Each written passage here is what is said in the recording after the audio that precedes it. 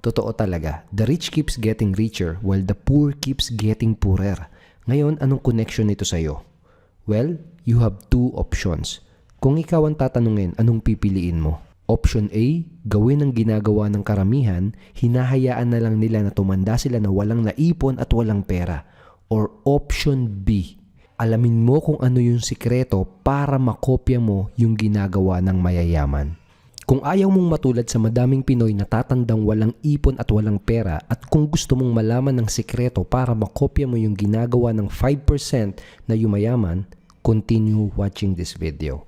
Yung iba ang sasabihin nila ayaw nilang yumaman. Ang nasa isip nila, pag mayaman daw gahaman, swapang kontrabida, malamang dahil to sa kakanood ng teleserye at telenovela. Pero ang totoo, marami sa mga pinaka-successful at mayayamang tao, sila pa yung pinakamapagbigay at pinakamatulungin sa kapwa. Madalas sila pa yung may pinakamalaking donation sa church at charities. At kaya sila yumaman ay dahil nagsumikap sila. Lahat naman ng tao gustong yumaman. Kahit hindi ka materialistic, sigurado naman kahit paano, gusto mo din itong mga to. Gusto mo ba na meron kang malaking savings para lagi kang handa pag biglang nagka-emergency? Gusto mo bang may sapat na income para hindi mo na po problemahin ang mga bills at utang?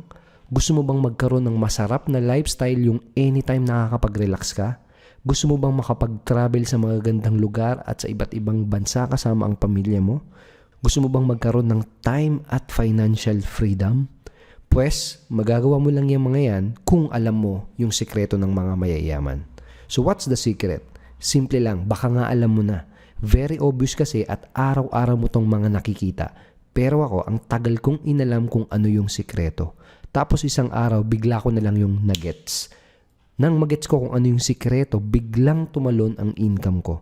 All of my money problems naglaho na parang bula. Gusto mo na bang malaman kung ano yung sikreto?